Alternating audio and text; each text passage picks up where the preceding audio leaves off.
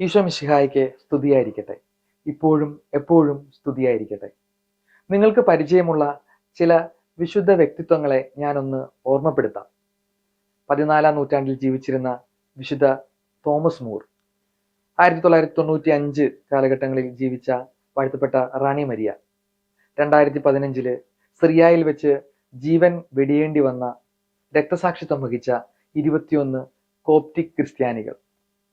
ഇവരൊക്കെ ഒരു നിലപാടിന് വേണ്ടി ജീവൻ കളഞ്ഞവരാണ്. അവരുടെ ഉള്ളിലെ ഒരു സ്വരം ശ്രവിച്ചതിന്റെ പേരിൽ കഴുത്തിന് മുകളിൽ തല നഷ്ടപ്പെട്ട ചില വ്യക്തികൾ, വധിക്കപ്പെട്ട ചില വ്യക്തികൾ. നമ്മൾ ഇന്ന് 7ാമത്തെ പാഠത്തില് പഠിക്കാൻ പോകുന്നതും ഒന്ന് ചർച്ച ചെയ്യാൻ പോകുന്നതും ഈ ഒരു ആന്തരിക സ്വരത്തെക്കുറിച്ചാണ്, മനസാക്ഷിയെക്കുറിച്ച്. ഈ പാഠഭാഗത്തെ നമുക്ക് 3 വാക്കുകളിൽ ഒതുക്കാം: മനസാക്ഷി, ധാർമ്മിക മനസാക്ഷി, ക്രിസ്തീയ മനസാക്ഷി. ഈ കട്ടിയുള്ള വാക്കുകളൊന്നും കേട്ട് പേടിക്കണ്ട. നമ്മൾ നേരത്തെ കേട്ട വിശുദ്ധരെ പോലെ ജീവിതത്തിൽ ഒരു നിലപാടെടുക്കണമെങ്കിൽ ഈ ഒരു വളർച്ച അത്യന്താപേക്ഷിതമാണ്. ജന്മസിദ്ധമായ മനസാക്ഷിയിൽ നിന്ന് ഒരു ധാർമ്മിക മനസാക്ഷിയിലേക്കുള്ള വളർച്ച, ഈ ധാർമ്മിക മനസാക്ഷിയിൽ നിന്ന് ഒരു ക്രിസ്തീയ മനസാക്ഷിയിലേക്കുള്ള വളർച്ച, നമുക്കതെങ്ങനെ ജീവിതത്തിൽ സ്വായത്തമാക്കാൻ സാധിക്കുമെന്ന് നമുക്ക് ഈ പാഠഭാഗത്തിലൂടെ ഒന്ന് ചർച്ച ചെയ്യാം. എന്താണ് മനസാക്ഷി എന്ന് ആദ്യമേ നമ്മൾ നിർവചിക്കണം. കത്തോലിക്ക സഭയുടെ മതബോധന ഗ്രന്ഥം catechism of the Catholic church CCC അത് നമ്മളെ പഠിപ്പിക്കുന്നത് ഇപ്രകാരമാണ്: ഈ മനസാക്ഷി ജന്മസിദ്ധമാണ്. നന്മ തിന്മകളെ വിവേചിച്ചറിയാൻ സഹായിക്കുന്ന ഒരു ആന്തരിക ശക്തിയാണ്. നന്മയുടെ വഴിയെ ചരിക്കാനും തിന്മയുടെ വഴിയിൽ നിന്ന് മാറി നടക്കാനും തെറ്റു ചെയ്തു കഴിഞ്ഞാൽ പശ്ചാത്തപിക്കുവാനും നമ്മളെ ബലപ്പെടുത്തുന്ന ഒരു ആത്മശക്തിയാണ് ഈ മനസാക്ഷി എന്ന് കത്തോലിക്ക സഭയുടെ മതബോധന ഗ്രന്ഥം നമ്മെ ഉദ്ബോധിപ്പിക്കും. ഇനിയിപ്പോ നമ്മുടെ ഭാഷയിൽ സിമ്പിൾ ആയിട്ട് പറഞ്ഞാൽ ചിലപ്പോഴൊക്കെ നമുക്ക് തോന്നാറില്ലേ, അത് ചെയ്യണ്ടായിരുന്നു, അല്ലെങ്കിൽ അത് ഇപ്പൊ ചെയ്യണ്ട, കുറച്ച് കഴിഞ്ഞ് ചെയ്യാം, എനിക്കിപ്പൊ ചെയ്യണം, ഐ ക്യാൻ ഡു ഇറ്റ്. ഇങ്ങനെ ഉള്ളിന്റെ ഉള്ളിൽ നിന്ന് തോന്നുന്ന ചില ശബ്ദങ്ങളില്ലേ, ചില സ്വരങ്ങൾ, അതൊക്കെ മനസാക്ഷിയുടെ സ്വരമാണ്. അങ്ങനെയെങ്കിൽ ഈ മനസാക്ഷിയുടെ സ്വരം തെറ്റിപ്പോകാൻ സാധ്യതയുണ്ടോ? സാധ്യതയുണ്ട്. ചില സമയത്ത് നമ്മളുടെ സ്വാർത്ഥ താല്പര്യങ്ങൾ കാരണം, അല്ലെങ്കിൽ നമ്മളുടെ വികാരങ്ങൾ കൊണ്ട്, മറ്റൊരാളുടെ സ്വാധീനം കൊണ്ട്, അല്ലെങ്കിൽ ചിലപ്പോൾ തെറ്റേത് ശരിയേതെന്നുള്ള ഒരു ധാരണ പിശക് കൊണ്ട് ഈ മനസാക്ഷിയുടെ സ്വരത്തിന് തെറ്റ് സംഭവിക്കാം. അത് യാഥാർത്ഥ്യമാണ്. അപ്പോൾ നമുക്ക് വേണ്ടത് എന്താണ്? ശരിയായ രീതിയിൽ മനസാക്ഷി രൂപീകരിക്കപ്പെടണം. അതിന് വേണ്ട ഘടകങ്ങളെ കുറിച്ച് നമുക്ക് ചിന്തിക്കാം. മനസാക്ഷി രൂപീകരണത്തെ കുറിച്ച് ചർച്ച ചെയ്യുമ്പോൾ വിവിധ തരം മനസാക്ഷികളെ കുറിച്ച് നമ്മൾ മനസ്സിലാക്കണം. 9 തരം മനസാക്ഷികളുണ്ട്. ഇതിലെ ഏറ്റവും ബെസ്റ്റ് എന്ന് പറയുന്നത് ധാർമ്മിക മനസാക്ഷിയാണ്. വസ്തുനിഷ്ഠമായിട്ട് നമ്മൾ കാര്യകാരണങ്ങൾ സഹിതം നന്മതിന്മകളെ വേർതിരിച്ചറിഞ്ഞ് തീരുമാനങ്ങൾ എടുത്ത് അത് നടപ്പിലാക്കുന്നു. സുനിശ്ചിതമായ മനസാക്ഷിയുണ്ട്. തൻ്റെ വിധി ശരിയാണെന്നുള്ള ധാരണയിൽ മുന്നോട്ട് പോകുന്നു. ഇനിയുള്ള 4 എണ്ണത്തിന് ഞാൻ ഒരു ചെറിയൊരു ഉദാഹരണ സഹിതം പറയാം. ലാഘവ മനസാക്ഷി, പാപകരമായ മനസാക്ഷി, തെറ്റായ മനസാക്ഷി, മരവിച്ച മനസാക്ഷി. നമ്മൾ സാധാരണ നമുക്കൊക്കെ ഈ ഒരു പ്രായത്തിലൊക്കെ സംഭവിക്കാവുന്ന ഒരു വീഴ്ചയാണ്, ഒരു തെറ്റാണ് കോപ്പി അടിക്കുക എന്നുള്ളത്. ആദ്യമായിട്ട് കോപ്പി അടിക്കുമ്പോൾ തോന്നാവുന്ന ഒരു കാര്യമാണ്, ഇത് ആദ്യമായിട്ടല്ലേ, സിമ്പിൾ ഒരു നിസ്സാരം തെറ്റാണെന്ന് പറഞ്ഞ് നമ്മൾ അവഗണിക്കുന്നു, അതങ്ങ് ചെയ്യുന്നു. ലാഘവ മനസാക്ഷിയാണ് അവിടെ വർക്ക് ചെയ്യുന്നത്. അത് കഴിഞ്ഞാലോ, ഇത് ചെയ്ത് നമുക്കിതൊരു പാപകരമായി, നമുക്ക് തെറ്റാണെന്ന് അറിയാം, എന്നിട്ട് നമ്മൾ ഇത് ചെയ്തുകൊണ്ടിരിക്കുകയാണ്. അപ്പോൾ അതൊരു പാപകരമായ മനസാക്ഷിയാണ്. ഇനിയോ, ഈ തെറ്റിനെ നമ്മൾ ശരിയായിട്ട് വ്യാഖ്യാനിച്ചുകൊണ്ട് ചെയ്തുകൊണ്ടിരിക്കുകയാണെങ്കിൽ തെറ്റായ മനസാക്ഷിയാണത്. ഇതിങ്ങനെ ചെയ്ത് നമ്മൾ മരവിച്ചു പോകും. നമ്മൾ ഈ നന്മയെ അവഗണിച്ച്, ആ വാക്ക് തന്നെ അതിലുണ്ട്, മരവിച്ച മനസാക്ഷിയുടെ ഉടമകളായി തീരും. ഇനിയുമുണ്ട് 3 എണ്ണം: സംശയ മനസാക്ഷി, ചഞ്ചല മനസാക്ഷി, ആർദ്ര മനസാക്ഷി. 7ാമതായിട്ട് സംശയ മനസാക്ഷി. പാപമല്ലാത്തതിനെയും പാപമായിട്ട് കാണും. ചെറിയ തെറ്റുകൾ പോലും വലിയ തെറ്റുകളായിട്ട് കാണും. ഭയങ്കര കൺഫ്യൂഷനാണ്. 8ാമതായിട്ട് ചഞ്ചല മനസാക്ഷി. തെറ്റേത് ശരിയേതെന്ന് ഇങ്ങനെ തിരിച്ചറിയാൻ പറ്റാത്തത് കൊണ്ട് ഇങ്ങനെ ചഞ്ചലപ്പെട്ടുകൊണ്ടിരിക്കും. ഇതിന്റെയൊക്കെ അർത്ഥം പേരിൽ തന്നെയുണ്ട്. ഇനി 9ാമതായിട്ട് ആർദ്ര മനസാക്ഷി. എല്ലാ കാര്യങ്ങളും സെറ്റായിട്ട് ചെയ്യുന്നുണ്ട്, നന്മതിന്മകളെയൊക്കെ അങ്ങനെ വിവേചിച്ചറിഞ്ഞ് ജീവിക്കുന്നുണ്ട്. പക്ഷെ വല്ലാത്ത കുറ്റബോധം, ചെറിയൊരു വീഴ്ച പറ്റിക്കഴിഞ്ഞാൽ ഭയങ്കര കുറ്റബോധമാണ്.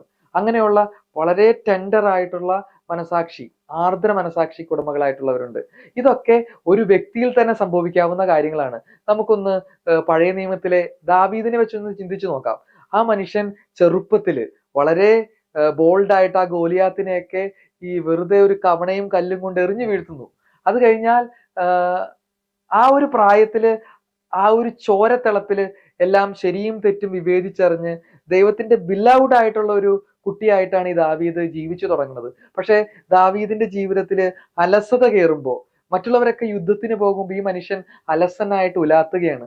ഉലാത്തിയതിന്റെ പിന്നാലെ ഉണ്ടാകുന്ന തെറ്റുകൾ, പാപക്കറകൾ നമ്മൾ വായിച്ചിട്ടുണ്ട്.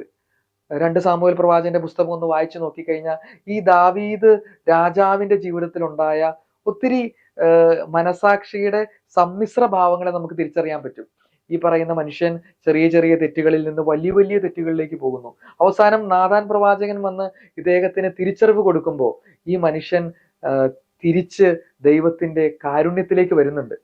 പ്രിയപ്പെട്ടവരെ, ഈ ഒരു സമ്മിശ്ര ഭാവം ദാവീദ് രാജാവിന്റെ ജീവിതത്തിൽ നമ്മൾ കണ്ടതുപോലെ നമ്മുടെ ആരുടെയും ജീവിതത്തിൽ ഉണ്ടാവാം. ഇനി എന്തിനാണ് ഈ ധാർമ്മിക മനസാക്ഷിയെ കുറിച്ച് നമ്മൾ സംസാരിക്കുന്നത്? ഈ ഒരു മനസാക്ഷി ജന്മസിദ്ധമാണെന്ന് ഞാൻ പറഞ്ഞു. ജന്മസിദ്ധമായ മനസാക്ഷിയിൽ ശരിയും തെറ്റും സംഭവിക്കാം. ഇതിനെ നമുക്ക് ഈ ശരിയായതിലേക്ക് പോവാൻ, നന്മയെ തിരിച്ചറിയാനായിട്ട്, നന്മയിലേക്ക് വളരാനായിട്ടുള്ള ഒരു മനസാക്ഷിയാണ് ധാർമ്മിക മനസാക്ഷി രൂപീകരിക്കുന്നതിന്റെ ആവശ്യകത. ഇതിന് നമ്മളെ സഹായിക്കുന്ന ഒത്തിരിയേറെ ഘടകങ്ങളുണ്ട്. ഒരു ഉദാഹരണത്തിലൂടെ തന്നെ നമുക്ക് ഈ ധാർമ്മിക മനസാക്ഷിയെ നമുക്ക് എങ്ങനെ രൂപീകരിച്ചെടുക്കാമെന്ന് നമുക്ക് മനസ്സിലാക്കാം. സാധാരണ നമ്മളുടെയൊക്കെ ഒരു ചെറുപ്രായത്തില് ഒരുപക്ഷെ നമ്മുടെ വീട്ടിലെ മാതാപിതാക്കള് അല്ലെ അമ്മയായിരിക്കും, ഇവിടെ മോനെ കടയിൽ പോയി എന്തെങ്കിലും മേടിച്ചോണ്ട് വാടാന്ന് പറഞ്ഞ് നമുക്ക് കുറച്ച് പൈസയും തന്ന് നമ്മളെ വിടുവായിരിക്കും. നമ്മൾ ചെന്ന് കടയിൽ അമ്മ വരുന്ന ലിസ്റ്റൊക്കെ നമ്മൾ ലിസ്റ്റ് ഔട്ട് ചെയ്ത് സാധനങ്ങളൊക്കെ വാങ്ങുന്നു. അത് കഴിഞ്ഞാൽ സംഭവിക്കാവുന്ന ചെറിയൊരു മിസ്റ്റേക്ക് ഉണ്ട്. നമുക്ക് ഇഷ്ടമുള്ള എനിക്കൊക്കെ ഇഷ്ടമുള്ള ഒരു, ആ പ്രായത്തിൽ, നിങ്ങളുടെയൊക്കെ പ്രായത്തിൽ ഇഷ്ടമുള്ള ഒരു സാധനമായിരുന്നു സിപ്പപ്പ്. അപ്പൊ മിച്ചം പൈസ വന്നു കഴിഞ്ഞാൽ എന്തെങ്കിലും സിപ്പപ്പോ മിഠായിയോ ഒക്കെ മേടിച്ചു വെക്കും. എന്നിട്ട് തിരിച്ച് അമ്മയ്ക്ക് പൈസ കൊണ്ട് കൊടുക്കും. ആ അമ്മ ഇതാണ് സാധനങ്ങള്, പൈസയും കൊണ്ട് കൊടുക്കും. പക്ഷെ ഈ മിച്ചം വന്ന കുറച്ച് പൈസക്ക് മിഠായി കഴിച്ചതോ സിപ്പപ്പ് കഴിച്ചതോ ഒന്നും നമ്മൾ മിണ്ടത്തില്ല. നോക്കിയേ, ഈ ഒരു ധാർമ്മിക മനസാക്ഷി രൂപീകരിക്കാൻ വേണ്ട കാര്യങ്ങളെ കുറിച്ച് ഈ ഒരു ഉദാഹരണത്തിൽ നമുക്ക് മനസ്സിലാക്കാം. നന്മ തിന്മകളെ ആദ്യം വിവേചിച്ചറിയണം.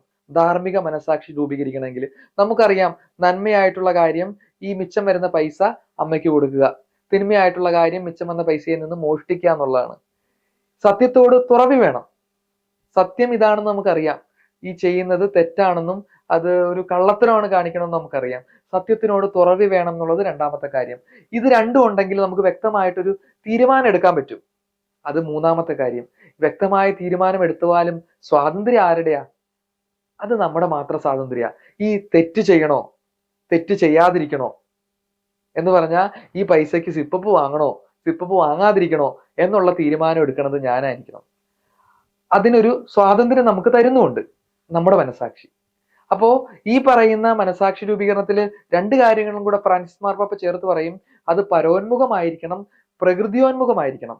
എന്ന് പറഞ്ഞാൽ നമ്മുടെ സഹോദരനെ കൂടെ കൺസിഡർ ചെയ്യണം. ഞാനിപ്പോ തന്നെത്താൻ വാങ്ങിച്ച് തിന്നാണല്ലേ, എന്റെ വീട്ടിൽ എന്റെ സഹോദരങ്ങൾ ആ നേരത്ത് ഈ സിപ്പപ്പോ മിഠായി തിന്നാണ്ടിരിക്കുന്നുണ്ട്. ഇനി അത് മാത്രമാണോ? അത് പ്രകൃതിയോന്മുഖമായിരിക്കണം. നമ്മളിപ്പോ ചെയ്യുന്ന ഒരു തെറ്റുകൊണ്ട് നമ്മൾ കഴിക്കുന്നു, ഇത് വീട്ടിൽ കാണാതിരിക്കാൻ വേണ്ടിയിട്ട് സിപ്പപ്പിന്റെയോ പ്ലാസ്റ്റിക് കവർ നമ്മൾ സൈഡിൽ റോഡിൽ വലിച്ചെറിഞ്ഞിട്ട് പോകും. അപ്പൊ ആ പ്ലാസ്റ്റിക്കിന് ദോഷം ചെയ്യുന്ന പ്രകൃതിക്കാണ്. ഈ ലൗദാത്തോസി, അങ്ങേക്ക് സ്തുതി എന്ന് പറയുന്ന ഫ്രാൻസിസ് മാർപ്പാപ്പയുടെ ചാക്രിക ലേഖനത്തില് പ്രകൃതിയോട് ഇണങ്ങി പ്രകൃതിയെ കൂടെ കൺസിഡർ ചെയ്ത് വേണം നിങ്ങളൊരു കാര്യം ചെയ്യാമെന്ന് ഫ്രാൻസിസ് മാർപ്പാപ്പ വളരെ ഭംഗിയായിട്ട് അവതരിപ്പിക്കുന്നുണ്ട്. നമ്മൾ ഇനി ധാർമ്മിക മനസാക്ഷിയിൽ നിന്ന് ക്രിസ്തീയ മനസാക്ഷിയിലേക്ക് ഒരു പടി കൂടെ ഉയരാൻ പോവുകയാണ്. ഒരു ചെറിയ വ്യത്യാസമേ ഉള്ളൂ. ഈ ധാർമ്മിക മനസാക്ഷിയും ക്രിസ്തീയ മനസാക്ഷിയും ഒരേ നന്മതിന്മകളെ ഒരേ കാര്യമാണ് ചെയ്യുന്നത്. നന്മതിന്മകളെ വിവേചിച്ചറിയുന്നു. പക്ഷെ എന്താണ് ഒരു വ്യത്യാസം? ധാർമ്മിക മനസാക്ഷിയിൽ നിന്ന് ക്രിസ്തീയ മനസാക്ഷി സ്വന്തമാക്കുന്ന ഒരാളുടെ പ്രത്യേകത, ഈശോ ചെയ്യുന്നതനുസരിച്ച് ഈശോയുടെ ജീവിതശൈലിയാണ് അയാൾ സ്വന്തമാക്കുന്നത്. ആ വാക്കിൽ തന്നെയുണ്ട്, ക്രിസ്തീയ മനസാക്ഷി ക്രൈസ്റ്റ് സെന്റേർഡ് ആണ്. ക്രിസ്തുവിന്റെ ശൈലികള് സ്വന്തമാക്കുന്ന മനസാക്ഷിയാണ്. ക്രിസ്തുവിൻ്റെതായ രീതിയിൽ നന്മതിന്മകളെ വിവേചിച്ചറിഞ്ഞ് ജീവിതത്തിൽ തീരുമാനം എടുത്ത് നടപ്പിലാക്കി മുന്നോട്ട് പോകുന്നതാണ് ക്രിസ്തീയ മനസാക്ഷിയുടെ ഒരു ശൈലി. എങ്ങനെയാണ് ഈശോ ജീവിച്ചത്? നമുക്കറിയാം, ഈശോ ഈ പറയുന്ന ചുങ്കക്കാരെയും പാപികളെയും പതിതരെയൊക്കെ ചേർത്ത് പിടിച്ചു. വിധവയുടെ കൊച്ചു കാശിനെ പോലും വിലയുള്ളതായിട്ട് കണ്ടു. നല്ല സമറായനെ പോലെ ശുശ്രൂഷിച്ചു. തെറ്റ് ചെയ്ത മത അധികാരികളെ തിരുത്തുവാൻ ആർജവത്വം കാണിച്ചു. എല്ലാറ്റിലും ഉപരി ദൈവത്തിന്റെ ഇഷ്ടം, പിതാവിന്റെ ഇഷ്ടം നിറവേറ്റാൻ ശ്രമിച്ചു. ഈശോയുടെ ശൈലി അതായിരുന്നു. ആ ശൈലി പിന്തുടർന്നാൽ നമ്മൾ ക്രിസ്തീയ മനസാക്ഷികൾക്ക് ഉടമകളാകും. ഈശോ പറഞ്ഞ വചനങ്ങളൊക്കെ ബൈബിളിലുണ്ട്. അപ്പം വിശുദ്ധ ഗ്രന്ഥ അടിസ്ഥാനത്തിൽ ജീവിച്ചാൽ, പരിശുദ്ധാത്മാവിന്റെ പ്രേരണകൾക്കനുസരിച്ച് ജീവിച്ചാൽ, സഭാ പ്രബോധനങ്ങൾക്കനുസരിച്ച് ജീവിച്ചാൽ നമുക്ക് ക്രിസ്തീയ മനസാക്ഷികൾക്ക് ഉടമകളാകാൻ സാധിക്കും. നമുക്കറിയാം, നമ്മളുടെ മനസാക്ഷി രൂപീകരണത്തില് നമ്മൾ മാത്രമല്ല, നമ്മൾ സ്വന്തമായിട്ട് ആർജിച്ചെടുക്കുന്ന കാര്യങ്ങൾ മാത്രമല്ല, നമ്മുടെ ചുറ്റുപാടുമുള്ള എല്ലാ സാഹചര്യങ്ങളും എല്ലാ വ്യക്തികളും നമ്മളെ സ്വാധീനിക്കുന്നുണ്ട്. ഒന്നാമതായിട്ട് നമ്മുടെ മാതാപിതാക്കളുടെ വാക്കുകളും പ്രവൃത്തികളും ഒക്കെ ചെറുപ്പം തൊട്ടേ ഈ കുഞ്ഞുമക്കള് കണ്ട് മനസ്സിലാക്കുന്നതാണ്. അത് അവരുടെ മനസാക്ഷി രൂപീകരണത്തിൽ അവരെ സഹായിക്കുന്നുണ്ട്. തീർച്ചയായിട്ടും വീട്ടിലൊരു വഴക്കുണ്ടാകുമ്പോൾ അമ്മ അപ്പനെ ചീത്ത വിളിക്കുമ്പോൾ, അല്ലെങ്കിൽ അവർ തമ്മിൽ ഒരു സ്വരച്ചേർച്ച ഉണ്ടാകാതിരിക്കുമ്പോൾ, ഇതൊക്കെ സാധാരണമാണ്, ഇത് എനിക്കും ഭാവി ജീവിതത്തിൽ എനിക്കും ഇങ്ങനെയൊക്കെ ആകാം എന്നൊരു ചിന്ത പോലും കുട്ടികൾക്ക് ലഭിക്കുന്നുണ്ട്. മാതാപിതാക്കൾ കഴിഞ്ഞ മതാധ്യാപകര്, വിശ്വാസ പരിശീലനത്തിൽ നിങ്ങൾ അവർക്ക് കൊടുക്കുന്ന പാഠങ്ങളൊക്കെ പ്രധാനപ്പെട്ടതാണ്. കൂട്ടുകാര്, ഉത്തമ ദൈവവിശ്വാസമുള്ള ക്രിസ്തീയ വിശ്വാസമുള്ള കൂട്ടുകാരില്ലെങ്കിൽ ഉറപ്പായിട്ടും ഈ ഒരു കാലഘട്ടത്തിലൊക്കെ സംഭവിക്കുന്നത്, നമ്മളൊക്കെ ഈ ഒരു +1 +2 കാലഘട്ടം കഴിഞ്ഞ് ചിലപ്പോൾ ഹോസ്റ്റൽ ലൈഫിലേക്കും മറ്റു ഉപരിപഠനങ്ങളിലേക്കൊക്കെ പോകുമ്പോൾ നമ്മളുടെ കൂടെ കിട്ടുന്ന കൂട്ടുകാരും അവരുടെ കൂടെ കിട്ടുന്ന നല്ല ശീലങ്ങളൊക്കെ നമ്മളുടെ മനസാക്ഷി രൂപീകരണത്തിൽ ഒത്തിരി നമ്മളെ സഹായിക്കും. ഇനി ഈ ഒരു കാലഘട്ടത്തിൽ ഇതിനേക്കാളൊക്കെ ഉപരി നമ്മളുടെ കൂടെ നടക്കുന്ന ഒരാളുണ്ട്, സമൂഹ മാധ്യമങ്ങൾ. ഈ സോഷ്യൽ മീഡിയ നമ്മൾ ഒത്തിരി സ്വാധീനിക്കുന്നുണ്ട്. സോഷ്യൽ മീഡിയയിലൂടെ നമ്മൾ കാണുന്നത്, നമ്മൾ ചെയ്യുന്നത്, നമ്മൾ അനുകരിക്കുന്നത് ഒക്കെ നമ്മുടെ മനസാക്ഷി രൂപീകരണത്തിൽ വല്ലാതെ നമ്മളെ സ്വാധീനിക്കുന്നുണ്ട്. ഞാൻ ആദ്യമേ പറഞ്ഞു, 3 വാക്കുകളായിരുന്നു നമ്മൾ ഈ പാഠത്തെ ഒന്ന് സംഗ്രഹിക്കാനായിട്ട് ഉപയോഗിച്ചത്: മനസാക്ഷി, ധാർമ്മിക മനസാക്ഷി, ക്രിസ്തീയ മനസാക്ഷി. ഇതൊരു വളർച്ചയാണെന്നും ഞാൻ കൂട്ടിച്ചേർത്തായിരുന്നു. ഈ രൂപീകരണം പയ്യെ പയ്യെ പല ഘട്ടങ്ങളിലായി, പല ആളുകളിലൂടെ, പല സാഹചര്യങ്ങളിലൂടെ, ജീവിതാനുഭവങ്ങളിലൂടെ ഒക്കെ നമ്മൾ നേടിയെടുക്കുന്നതാണ്. ഈ ദൈവത്തിന്റെ സ്വരമായി മനസാക്ഷിയുടെ സ്വരം മാറുന്നത് ഈ യഥാർത്ഥ ക്രിസ്തീയ മനസാക്ഷിയായിട്ട് മാറുമ്പോഴാണ്. അപ്പോൾ നമ്മൾ ഒരു കാര്യം ശ്രദ്ധിക്കണം: ഒരു ജന്മസിദ്ധമായ വെറുമൊരു മനസാക്ഷി ഉണ്ടായാൽ പോരാ, നന്മതിന്മകളെ വേർതിരിച്ചറിയുന്ന ഒരു ധാർമ്മിക മനസാക്ഷി ഉണ്ടായാൽ മാത്രം പോരാ.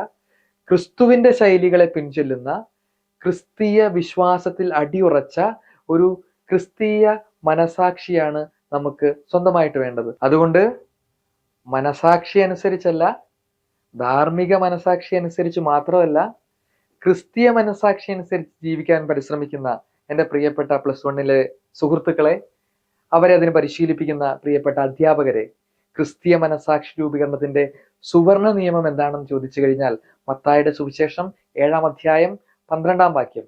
അതിൽ പറയുന്നത് ഇങ്ങനെയാണ്: മറ്റുള്ളവർ എങ്ങനെ നിങ്ങളോട് പെരുമാറണമെന്ന് നിങ്ങൾ ആഗ്രഹിക്കുന്നുവോ അതുപോലെ നിങ്ങൾ പെരുമാറുവിൻ. നമുക്ക് ഉള്ളിൽ നിന്ന് കേൾക്കാവുന്ന ഒത്തിരിയേറെ സ്വരങ്ങളുണ്ട്. ഒരു കാര്യം ചെയ്യുമ്പോൾ, ഒരു തീരുമാനം എടുക്കുമ്പോൾ ഒത്തിരി ശബ്ദങ്ങൾ നമുക്ക് കേൾക്കാൻ പറ്റും. ഈ ശബ്ദങ്ങളിൽ നിന്നൊക്കെ ക്രിസ്തുവിന്റെ ശബ്ദത്തെ തിരിച്ചറിയുവാൻ നിങ്ങൾക്ക് സാധിക്കട്ടെ. God bless you.